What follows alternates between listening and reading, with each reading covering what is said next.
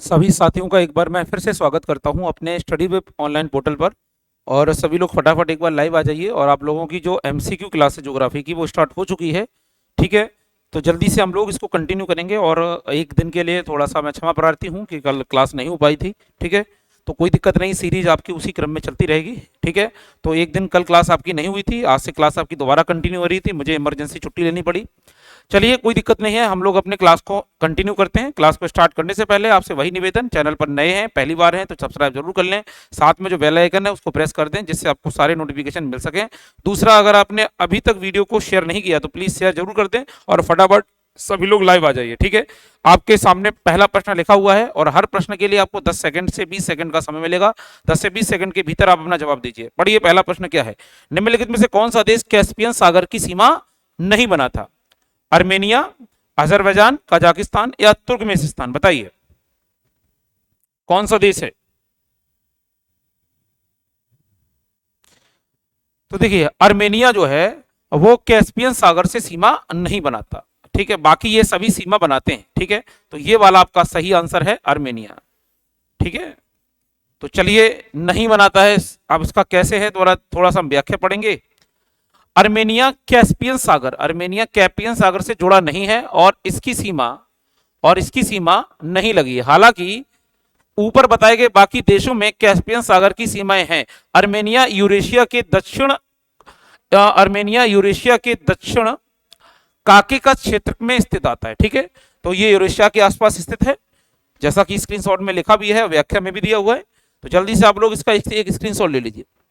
अब हम पढ़ते हैं क्वेश्चन नंबर 2। पढ़िए, निम्नलिखित में से कौन सा ग्रह सूर्य के चारों ओर एक चक्कर लगाने में अधिकतम समय लेता है। निम्नलिखित में से कौन सा ग्रह सूर्य के चारों ओर एक चक्कर लगाने में अधिकतम समय लेता है। बताइए, पृथ्वी लेती है, बृहस्पति लेता है, मंगल लेता है या शुक्र लेता है। बताइए आंसर क्या है।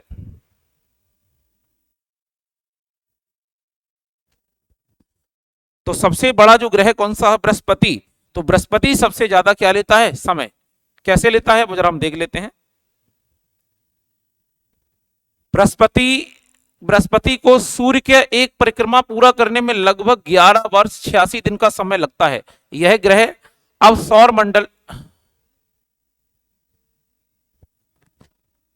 बृहस्पति को सूर्य की परिक्रमा करने में 11 वर्ष 86 दिन का समय लगता है। यह ग्रह जो अब सौर मंडल में है।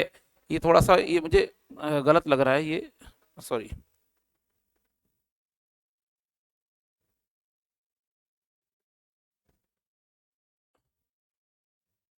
सूर्य की परिक्रमा करने में सबसे अधिक समय लेता है। इसकी इसकी चक्कर में शुक्र को 267 दिन का समय और मंगल को 687 दिन का समय लगता है। तो ये थोड़ा सा पॉइंट इसमें गलत दिया हुआ है, इसको हटा देते हैं यहां से। ठीक है, तो यहां पर याद रखना है कि बृहस्पति को पूरा चक्कर करने में 11 वर्ष 86 दिन का समय लगता है। ठीक है, और जबकि शुक्र को 267 दिन का समय लगता है, मंगल को 687 दिन का समय लगता है और पृथ्वी को तो आप जानते ही जानते हैं, पृथ्वी को 365 दिन का समय लगता है। ठीक है, तो जल्दी से स्क्रीनशॉट ले लीजिए आप इसका।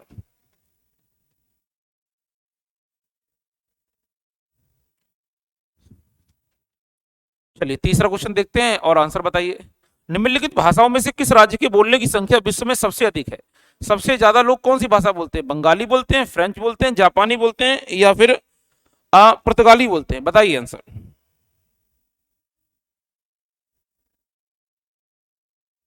ठीक है, अब देखिए यहां पर आप लोगों को लगता होगा कि बंगाली जो है वो भारतीय भाषा है। बंगाली ज्यादातर भारत में बोली जाती है, एक भारतीय भाषा है और भारत में अच्छी खासी बोली जाती है, और देश में बोली जाती है लेकिन भारत में मैंने फ्रेंच भारत में नहीं बोली जाती। जापानी भाषा भी भारत में नहीं बोली जाती और पुर्तगाली भाषा भी जापान नहीं बोली जाती। इसका मतलब क्या है कि फ्रेंच भाषा देखें, जापानी भाषा देखें और पुर्तगाली भाषा देखें तो ये भारत से बाहर बोली जाती हैं। और ज्यादा फ्रेंच तो इंटरनेशनल लैंग्वेज है, इसको भी काफी आज के समय में ट्रेड में यूज हो रहा है। लेकिन मैं यहां बात कर रहा हूं कि कौन सी भाषा है जो बोलने वालों की संख्या, यानी जितने वर्ल्ड में लोग हैं। अरे इंटरनेशनल है उससे मतलब नहीं है, सबसे ज्यादा इन चार विकल्पों में कौन सी बोली जाती है। तो सबसे ज्यादा बोली जाती है कौन सी भाषा, बंगाली। फ्रेंच भी इतनी नहीं बोली, फ्रेंच को बोलते हैं लोग तो फ्रांस में बोली जाती है, फ्रांस की आबादी इतनी नहीं है लेकिन बंगाली ज्यादा बोलते हैं। वैसे जापान की आबादी तो फ्रेंच के आसपास है, पुर्तगाल की भी आबादी कम है, ये छोटे छोटे देश हैं। तो इसका आंसर ए है। कैसे जरा देखते हैं। पढ़ते हैं। प्रश्न में दिए गए चार विकल्पों में के अनुसार बंगाली दुनिया भर में सबसे ज्यादा बोली जाने वाली भाषा है। दुनिया में 242 बिलियन से अधिक वक्ता, ठीक है, इस भाषा को बोलते हैं। बाकी विकल्पों में 46 मिलियन फ्रेंच, 128 मिलियन जापानी और 218 पुर्तगाली हैं। ठीक है, ये आपका आंसर सही है।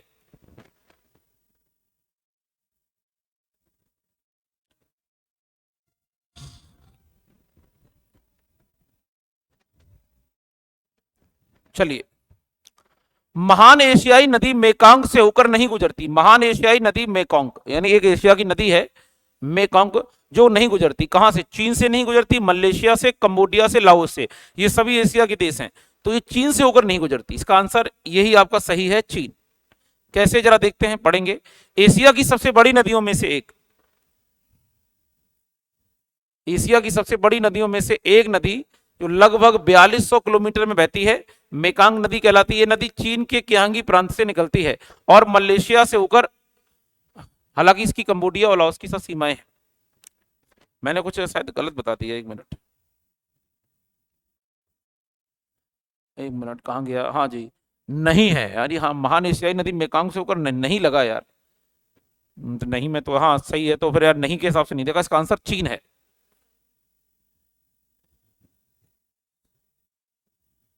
तो इसका आंसर चीन है, इनसे नहीं होकर गुजरती। ठीक है, तो इसका आंसर सही, चीन है। सही आंसर तो सही बताया था।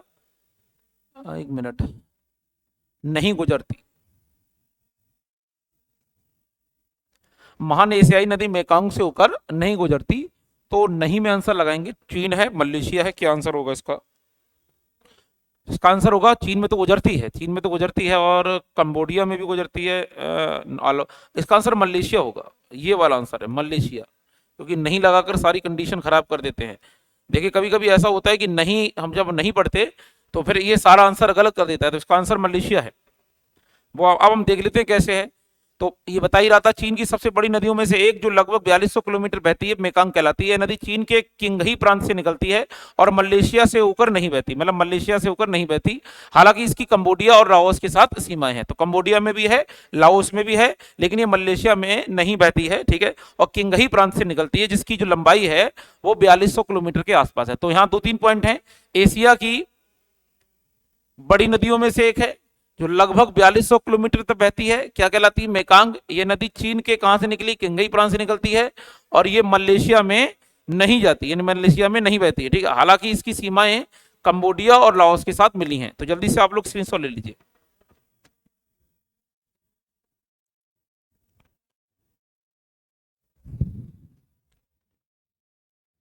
पांचवा प्रश्न, लातविया निम्नलिखित में से किस देश के साथ अपनी सीमा साझा नहीं करता? लातविया एक देश है, ये किसके साथ अपनी सीमा साझा नहीं करता? लातविया रूस के साथ नहीं करता, एस्टोनिया के साथ नहीं करता, लिथुआनिया के साथ नहीं करता, पोलैंड के साथ। ये सभी ज्यादातर यूरोपीय कंट्री है, तो ये पोलैंड के साथ सीमा शेयर नहीं करता। इसका आंसर पोलैंड है। कैसे है, जरा देखते। आर्ट नो आर्ट नोव्यू वास्तुकला के लिए प्रसिद्ध, ये आर्ट नोवी वास्तुकला के लिए प्रसिद्ध लातविया पोलैंड के साथ अपनी सीमा साझा नहीं करता।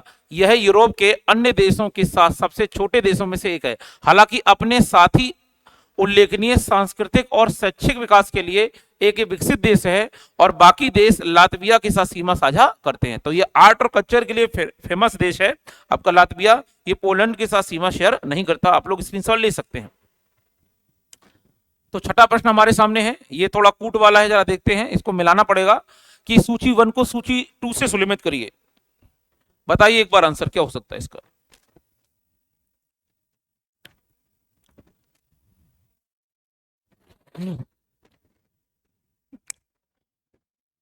तो काला सागर, काला सागर पड़ता है इरिटिया के आसपास। ठीक है,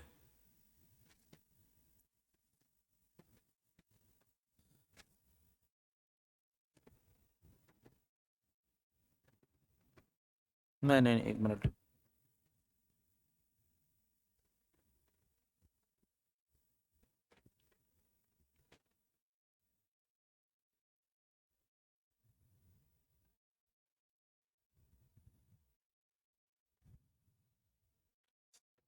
काला सागर ये बुल्गारिया के आसपास ही है। और आपका लाल सागर इरिटिया के आसपास है, और पीला सागर चीन के साथ है। उसके बाद कैस्पियन सागर कजाकिस्तान के आसपास। तो इसका मतलब ये सी वाला ऑप्शन सही है, सी वाला ऑप्शन सही है। ठीक है, तो इसका मतलब काला सागर जो है वो आपका बुल्गारिया के साथ है, लाल सागर आपका इरिट्रिया के साथ है, पीला सागर चीन के साथ, और कैस्पियन सागर कजाकिस्तान के साथ है। तो जल्दी से स्क्रीनशॉट ले लीजिए। अब हम चलते हैं अपने 7वें प्रश्न के साथ। वही व्याख्या दे रखी है। अब इसमें ये प्रश्न बहुत सारे आते हैं अभिकरण वाले। इसमें 2 कथन दिए हैं। पहला कथन है भूमध्य रेखा पर वायुमंडल की मोटाई सबसे अधिक होती है। भूमध्य रेखा पर वायुमंडल की मोटाई सबसे अधिक होती है। ठीक है। दूसरा है विषुवत रेखा के ऊपर उच्च सूर्यताप और तीव्र संवहन धाराएं होती हैं। अब कह रहा है कि दोनों ए और आर व्यक्तिगत रूप से सत्य हैं और आर ए की सही व्याख्या है। दोनों ए आर व्यक्तिगत रूप से सत्य हैं, लेकिन आर ए की व्याख्या नहीं है।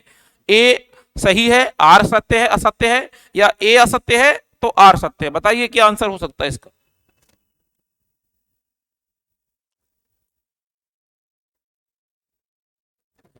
तो इसका आंसर जो है वो डी सही है। जो ए जो है असत्य है और आर सत्य है। तो ये वाली लाइन जो है वो सही है। विषुवत रेखा के ऊपर उच्च सूर्यताप और तीव्र संवहन धाराएं होती हैं, ये गलत है। भूमध्य रेखा के ऊपर वायुमंडल की मोटाई सबसे अधिक होती है। तो डी वाला आपका सही है। कैसे है जरा देखते हैं। भूमध्य रेखा में वायुमंडल की अधिकतम मोटाई नहीं होती। हालांकि भूमध्य रेखा में उच्च कन्वेक्शन धाराएं और उच्च सूर्यताप होता है, ये चीजें होती हैं, लेकिन यहां मोटाई अधिक नहीं होती। तो स्क्रीनशॉट ले लीजिए। अब हम चलते हैं 7वें प्रश्न की तरफ। सॉरी, ये हो गया आपका, नहीं 7वां तो हो गया था, 8वां होगा। ठीक है, हाँ 8वां। निम्नलिखित में से किस देश में हेमा और लेंडू के समुदायों के बीच जातीय हिंसा के परिणाम स्वरूप सैकड़ों लोग मारे गए।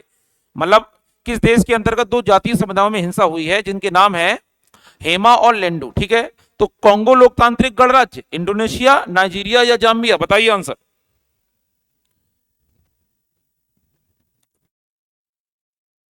तो इसका आंसर है कांगो।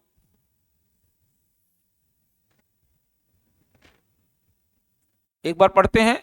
लेंडू और हेमा की जातीय हिंसा के दौरान कांगो के लोकतांत्रिक गणराज्य को अपने सैकड़ों नागरिकों की मौत का सामना करना पड़ा। इस संघर्ष को इटुरी संघर्ष के नाम से जाना जाता है। इटुरी संघर्ष के नाम जाना जाता है। और दोनों समुदायों ने एक दूसरे पर क्या किया, हमला। ठीक है, तो इटुरी समुदाय के नाम से इन्हें जाना जाता है, जो कांगो के देश में हुआ है। चलिए स्क्रीनशॉट ले लीजिए। 9वां प्रश्न, निम्नलिखित अंतरराष्ट्रीय भाषाओं पर विचार करिए। अरबी, फ्रेंच, स्पेनिश। ऊपर दी गई भाषाओं को उनके बोलने की संख्या के घटते क्रम में सही बताइए। मतलब घटते क्रम का मतलब पहले सबसे ज्यादा फिर उससे कम। बताइए क्या आंसर हो सकता है। तो सबसे ज्यादा बोली जाती है स्पेनिश, उसके बाद बोली जाती है फ्रेंच। तो यहां नंबर 1 स्पेनिश, फिर फ्रेंच, और उसके बाद फिर अरबी। ठीक है, तो ऐसा विकल्प कौन सा आएगा। ऐसा विकल्प आएगा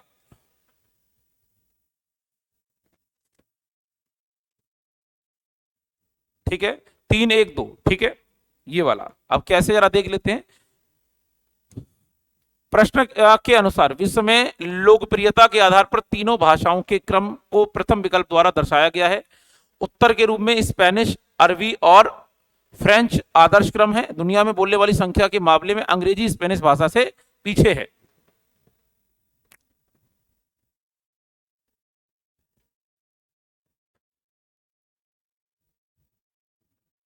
चलिए 10वां देख लेते हैं।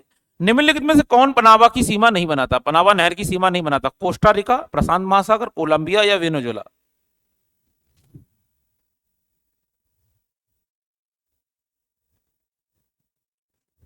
बताइए। तो इसका आंसर है वेनेजुएला। कैसे जरा देख लेते एक बार। पनामा नहर की सीमा पूर्व में कोलंबिया, दक्षिण में प्रशांत महासागर और पश्चिम में कोस्टा रिका से लगती हैं। वेनेजुएला पनामा गणराज्य की सीमा नहीं बनाता। ठीक है, यानी ये सीमा नहीं बनाता। ऊपर दिए गए विकल्पों के अलावा पनामा उत्तर की ओर से अटलांटिक, मतलब पनामा उत्तर की ओर से अटलांटिक महासागर के साथ सीमा साझा करता है, लेकिन ये वेनेजुएला से सीमा नहीं बनाता। ठीक है, तो इसका आंसर होगा डी, यानी वेनेजुएला। तो जल्दी से स्क्रीनशॉट लीजिए, फिर हम बढ़ते हैं अपने 11वें प्रश्न की तरफ। यहाँ पर दो सूचियां दी गई हैं, सूची 1 को सूची 2 से मिलाना है और कूट के आधार पर क्रम लगाना है। तो कह रहा कि यूनाइटेड नेशन डेवलपमेंट प्रोग्राम ये किससे रिलेटेड है। इसका ये सारे मेरी समझ से हेडक्वार्टर दे रखे हैं, ये एक तरफ मुख्यालय हैं और एक तरफ इनके हेडक्वार्टर हैं। तो United Nation Development Programme UNDP जो है वो कहाँ है, तो ये है आपका न्यूयॉर्क में। ये आपका कहाँ है, न्यूयॉर्क में। तो ये 1 के साथ सुलेमित हो गया, तो इसका मतलब है चौथा वाला विकल्प या तो बी सही है डी। अब इसका मतलब है दूसरा, United Nation Environment Programme UNEP ये है आपकी नैरोबी में। ये कहाँ है, नैरोबी में, ये दूसरा। तो इसका मतलब है कि 4 के बाद 1 आएगा, इसका मतलब 1, तो 4 1, इसका मतलब ये वाला सही है, बी वाला। ठीक है, अब उसके अलावा आ जाएगा आपका तीसरा, यूनाइटेड नेशन इंडिविजुअल आपका डेवलपमेंट ऑर्गेनाइजेशन, ये आपका आ जाएगा विनामिना यानी 3, और उसके बाद ये आ जाएगा आपका चौथा।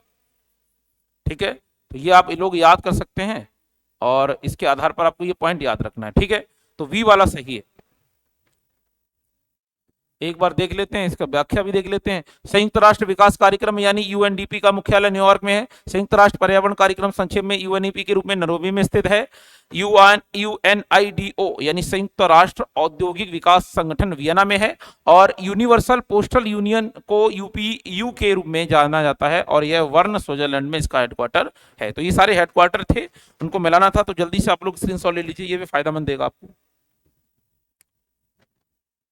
12वां प्रश्न आपके सामने, निम्नलिखित में से कौन सा शहर अपने देश के साथ सही ढंग से मेल नहीं खाता। साला मानका स्पेन, कांस इटली, इनकन मैक्सिको, ब्रुक्स बेल्जियम। तो ये शहरों के नाम है, इसमें से गलत शहर हमें छांटना है। ठीक है, तो जल्दी से आप लोग आंसर इसका बताइए एक बार, क्या हो सकता है।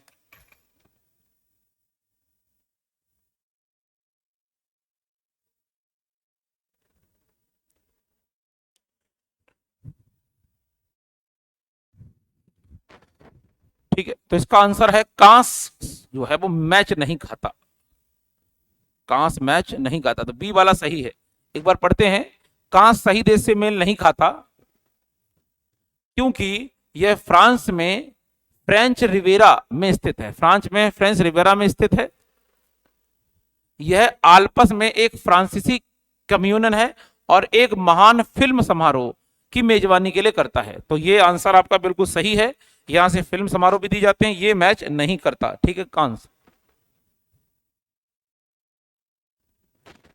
और फ्रांस इसका आंसर होगा। जल्दी से स्क्रीनशॉट लीजिए, 13वां देखते हैं।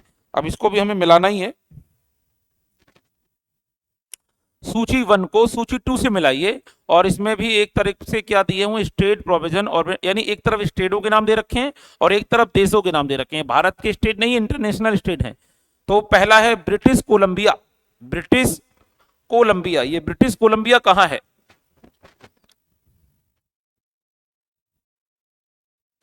ये कनाडा में। तो इसका मतलब इसमें से एक आपको हटाना है। और दूसरा है वेविरिया, तो ये जर्मनी में है, जर्मनी में है। उसके बाद जिवास्टर एक ब्रिटेन का क्षेत्र है, जिवास्टर एक ब्रिटेन का यानी यूके का क्षेत्र है। और उसके बाद है रोड आइलैंड, ये संयुक्त राज्य अमेरिका में है। ठीक है, तो कूट बनेगा आपका 6 का बी, 6 का बी। तो जल्दी से आप लोग स्क्रीनशॉट ले लेंगे, व्याख्या की कोई जरूरत नहीं है, स्टेट मिलाने थे। अब इसमें भी एक कूट है कुछ, सूची 1 और सूची 2 को पुराने नाम और नए नामों के आधार पर हमें कोड करना है। तो जल्दी से एक बार देखते हैं। तो वेनिन जो है, वेनिन शहर का नया नाम है दाहोबी। ठीक,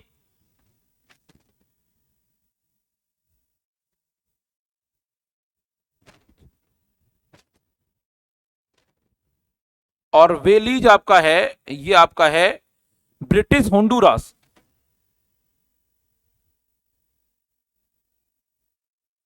न्यासा लैंड को मलवी के नाम से जानते हैं, न्यासा लैंड, ये आपका हो गया मलवी। ठीक है, और जो आपका होगा वो साना,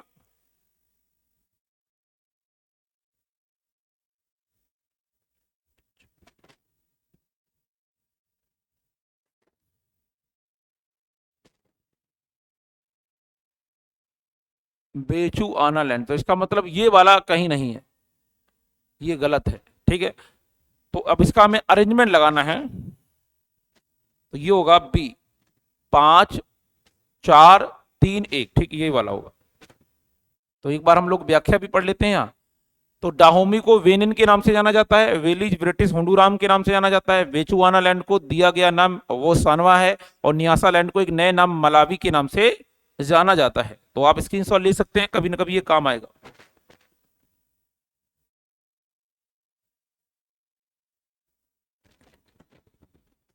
अब चलते हैं 15वें प्रश्न की तरफ। इसमें भी हमें कुछ टॉपिक दिए गए हैं, उनको मैं गलत साबित करना है को कौन कौन से सही है। निम्नलिखित कथनों पर विचार कीजिए। मोन्टे मोन्टेनेग्रो और सर्बिया यूगोस्लाविया संघ के लिए एक नई संरचना पर सहमत हुए हैं। ठीक है, प्रथम विश्व युद्ध के अंत तक क्रोएशिया हंगेरियन प्रशासन के अधीन रहा, यानी हंगरी के प्रशासन के अधीन रहा। मैसेडोनिया क्षेत्र पर दावा लंबे समय से बेल्जियम और ग्रीस के विवाद का स्रोत रहा है, और 1991 में स्लोवाकिया ने चेकोस्लोवाकिया से स्वतंत्रता की घोषणा करी है। ये तो नहीं है, ये घोषणा नहीं करी है, बाकी ये तीनों सही हैं। तो इसका मतलब है बी वाला ऑप्शन सही, बी ऑप्शन सही है। कैसे है जरा देखते हैं। चौथे कथन को छोड़कर 1 2 3 सही हैं। स्लोवाकिया को यूगोस्लाविया से वर्ष 1991 में स्वतंत्रता मिली। क्या इसका चेकोस्लोवाकिया से कोई संबंध है? चेकोस्लोवाकिया मध्य यूरोप का एक देश है जिसे आधिकारिक तौर पर रिपब्लिक ऑफ स्लोवाकिया के नाम से जाना जाता है, इसलिए बी वाला ऑप्शन सही है, इसका संबंध इससे नहीं था। तो 16वां देखते हैं, निम्नलिखित में से कौन सा युग्म सही सुलमित नहीं है? वर्तमान नाम और पुराना नाम, इसमें से वर्तमान नाम और पुराना नाम दिए गए हैं, इसमें से हमें गलत वाला छाड़ना है। तो हरारे सैली सबरी सही है, ये इथोपिया अबिसिनिया सही है, घाना डच, डच का मतलब नहीं, घाना है अफ्रीका में और डच है यूरोप में, तो ये वाला ऑप्शन गलत है। ठीक है, तो यही गलत छाड़ना था हमें, घाना डच गया ना। ठीक है, तो जरा देखते हैं कैसे। सभी विकल्प सही हैं। घाना गिनी की खाड़ी में स्थित एक देश है, इसे पहले 1957 में गोल्ड कोस्ट के रूप में जाना जाता था। यह ब्रिटिश उपनिवेश शासन के दौरान उसके तहत ये पैदा हुआ था। 16वां हो गया। आप जल्दी से स्क्रीनशॉट लीजिए, 17वें की तरफ बढ़ते हैं। बताइए 17वां पढ़ के क्या आंसर हो सकता है। निम्नलिखित में से किस एक देश में वर्ष 2004 में ट्रॉपिकल स्टॉर्म जीन द्वारा आई बाढ़ और मिट्टी के धंसने से सैकड़ों लोग मारे गए? कोलंबिया में, हैती, सूडान, घाना, बताइए।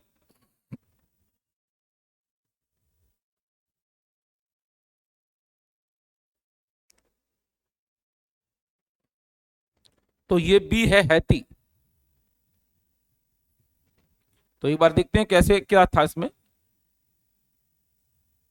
कैस्पियन सागर के हिस्से के रूप में स्थित हैती में बहुत अधिक भूस्खलन हुआ और बाढ़ आई, जिससे हजारों लोग मारे गए। इस मौत का आंकड़ा 2004 में हुआ था और कई घरों में तबाह कर दिए गए थे। ठीक है, तो ये कैरेबियन सागर के आसपास का एरिया है। 2004 में भारत में भी सुनामी आई थी बंगाल की खाड़ी में, जहां भारत के क्षेत्रों में भी कई सारे लोग मारे गए, जहां भारत में सबसे ज्यादा नुकसान तमिलनाडु को और आंध्र प्रदेश को हुआ था। और भारत के अलावा जो पड़ोसी भारत के देश हैं, जो दक्षिण एशियाई देश है, जैसे इंडोनेशिया, मलेशिया, श्रीलंका में भी काफी तबाही का नुकसान हुआ था 2004 की सुनामी में। चलिए स्क्रीनशॉट ले लीजिए। अब हम चलते हैं अपने 18वें प्रश्न की तरफ, एक बार पढ़ेंगे इसे। ज्वालामुखी पर्वत माउंट सेंट हेलेंस कहां स्थित है? कहां स्थित है ये पर्वत, ये बताना है आपको। चिली में है, जापान में है, फिलीपींस में है, संयुक्त राज्य अमेरिका में है? तो इसका आंसर है अमेरिका, यूएसए में स्थित है। तो एक बार थोड़ा सा इसके बारे में हम पढ़ लेते हैं। संयुक्त राज्य अमेरिका में एक ये सक्रिय स्ट्रेटो ज्वालामुखी है, सक्रिय ज्वालामुखी है, और ये पर्वत के रूप में जाना जाता है माउंट सेंट हेलेंस। इसे सबसे कुख्यात ज्वालामुखियों में से एक माना जाता है, क्योंकि इसका विनाशकारी विस्फोट 1980 में हुआ था। अंतिम बार जबरदस्त इसने विनाश किया था, लावा निकाला था। कब निकाला था? ये लावा निकाला था 1980 के आसपास में। ठीक है, तो जल्दी से स्क्रीनशॉट ले लीजिए इसका भी।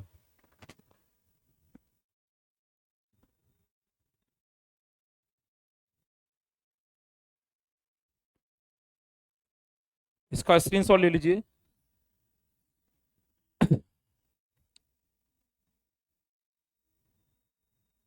अब हम पढ़ते हैं 19वां क्वेश्चन। इसमें भी दो कथन दिए हुए हैं, कथन ए, कथन ए और बी। ठीक है,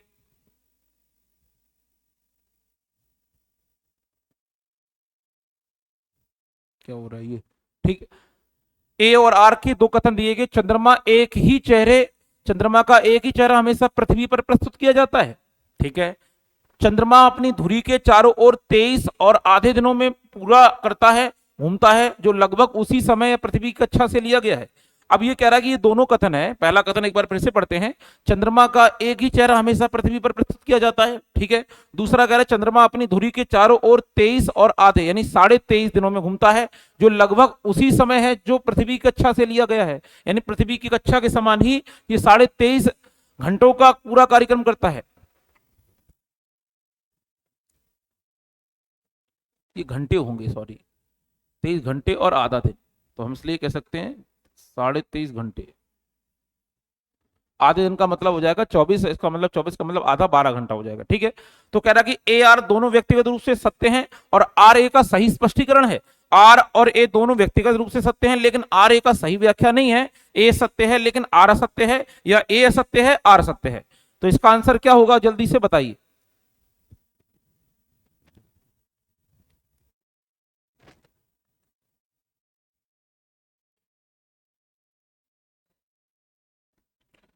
इसका आंसर है ए सत्य है, मतलब ए तो सही है लेकिन आर सत्य नहीं है। ये इसका मतलब नहीं है, इससे कोई मतलब नहीं है। इतना घंटा हो सकता है, इतने घंटा भी नहीं लेता, और पृथ्वी से इसका कोई लेना देना नहीं है। लेकिन हाँ, उसका चेहरा जरूर एक तरफ प्रस्तुत किया जाता है। हम थोड़ा पढ़ लेते हैं इसके बारे में।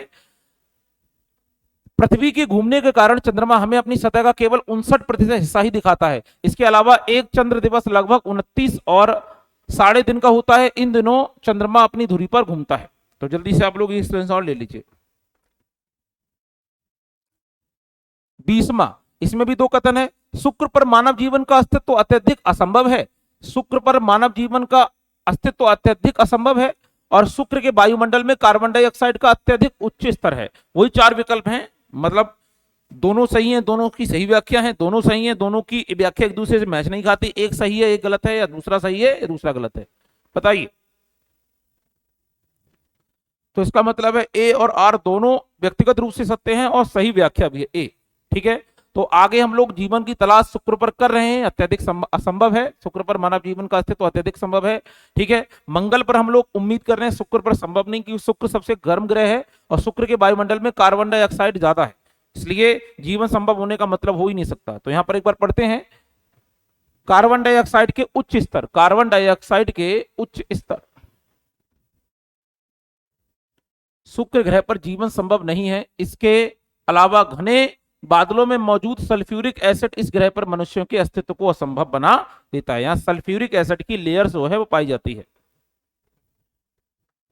तो जल्दी से आप लोग इसका भी स्क्रीनशॉट ले लीजिए। फिर हम चलते हैं अपने क्वेश्चन नंबर 21 पर। थोड़ा सा इसमें भी कथन है, हवा का पैटर्न उत्तरी गोलार्ध में दक्षिणावर्त और दक्षिणी गोलार्ध में वामावर्त होता है, और उत्तरी और दक्षिणी गोलार्ध में हवा के पैटर्न की दिशा कोरियोलिन्स प्रभाव द्वारा नियंत्रित होती है। बताइए, सेम विकल्प ऐसे ही है।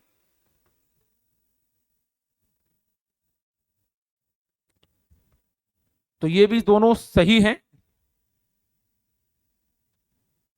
मतलब दोनों सही भी हैं, दोनों एक दूसरे की व्याख्या भी करते हैं। कैसे, जरा देखते हैं। ऊपर दिए गए कारण पूरी तरीके से अभिकथन को सही ठहराता है। उत्तरी गोलार्ध में हवा दक्षिणावर्त चलती है, मतलब दक्षिण की दिशा में चलती है, और दक्षिणी गोलार्ध में यह विपरीत होती है, यानी वामाव्रत होती है। यह अंतर कोरियोलिन्स प्रभाव, कोरियोलिन्स प्रभाव के कारण होता है, जैसा कि कारण में बताया गया है। निम्नलिखित में से कौन सा देश लिथुआनिया की सीमा नहीं बनाता? लिथुआनिया से मैच नहीं करता सीमा के आधार पर। पोलैंड, यूक्रेन, बेलारूस या उत्तरी सागर, बताइए। तो लिथुआना से सीमा सही है, तो लिथुआना से पोलैंड भी करता है, बेलारूस, यूक्रेन नहीं करता, यूक्रेन नहीं करता, बेलारूस भी करता है, उत्तरी सागर। सही आंसर क्या है? यूक्रेन। सही आंसर क्या है? यूक्रेन। पढ़ सकते हैं आप लोग।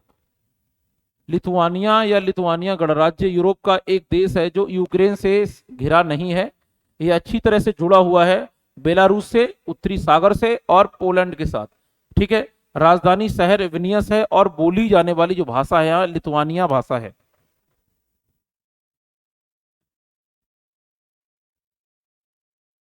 स्क्रीनशॉट ले लीजिए। अब हम चलते हैं क्वेश्चन नंबर 23 पर। 23वां है, वेलियरिक द्वीप समूह कहाँ स्थित है? वेलियरिक द्वीप कहाँ स्थित है? ये भूमध्य सागर में है, काला सागर में है, बाल्टिक सागर में है, उत्तरी सागर में, बताइए।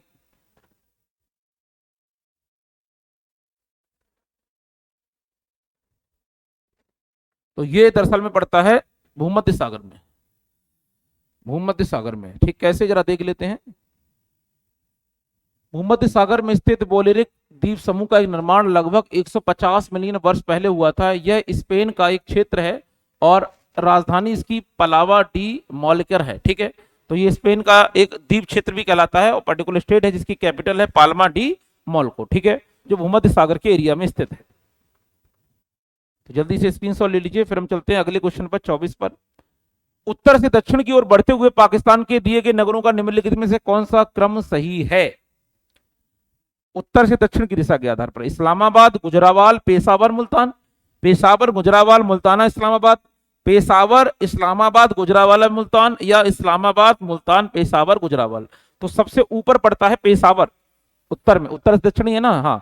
उसके बाद आता है इस्लामाबाद, उसके बाद गुजरावाल और सबसे नीचे आता है मुल्तान। तो आपका सी वाला सही है, सी विकल्प सही है। जरा देख सकते हैं यहाँ पर दिए गए प्रश्नों का सही क्रम विकल्प सी में दर्शाया गया। पेशावर पहले, पेशावर, इस्लामाबाद, गुजरावाल, मुल्तान, उत्तर से दक्षिण तक पाकिस्तान के इन शहरों का सही क्रम है। गुजरावाल कुश्ती के लिए मशहूर है, जैसे कि काफी कस्बे और महत्व है। ठीक है, लास्ट प्रश्न 25वां, जरा देखते हैं। निम्नलिखित में से कौन सा युग्म गलत सुलेमित है? महामास, नाउसा, कोस्टारिका, सेंसोस, निकारागुआ, बेलमापुन और डोमिनिकन गणराज्य सेंट डोमिंगो। ठीक है, बताइए क्या हो सकता है इसका आंसर? तो इसका आंसर सी, निकारागुआ बेलमोपन। कैसे, जरा देखते हैं। एकमात्र गलत विकल्प तीसरा है। ठीक है, निकारागुआ की राजधानी बेलमोपोन है, बेलमोपोन नहीं है, इसकी है मानागुआ, है मानागुआ है। ठीक है, बाकी तीन सही मेल खाते हैं। बहामास की राजधानी नासाउ है और सैन जोस कोस्टारिका की राजधानी है, सैन जोस कोस्टारिका की राजधानी है। और डोमिनिका गणराज्य, डोमिनिकन गणराज्य की राजधानी सेंटो डोमिंगा है। ये सभी राजधानियां थी और राजधानियों में गलत राजधानी छटवाता था। ठीक है, तो ये थे आपके महत्वपूर्ण एमसीक्यू के 25 प्रश्न। आई होप आप लोगों को ये प्रश्न समझ में आए होंगे। अगर समझ में आए होंगे तो इसको जरूर आप लोग लाइक करिएगा, वीडियो को सब्सक्राइब करिएगा, चैनल अभी तक सब्सक्राइब नहीं किया, जो बगल में बेल आइकन है उसको प्रेस जरूर कर दीजिएगा। किसी भी प्रकार की कोई समस्या है तो आप कमेंट करके वो समस्या पूछ सकते हैं। तो अभी के लिए एमसी क्लास में इतना ही, बहुत जल्द मिलते हैं एक नई क्लास में, एक नई ऊर्जा के साथ, एक नए दिन में। तो अभी के लिए इतना ही, ध्यान रखिए, पढ़ते रहिए, मेहनत करते रहिए। धन्यवाद, जय हिंद, जय भारत।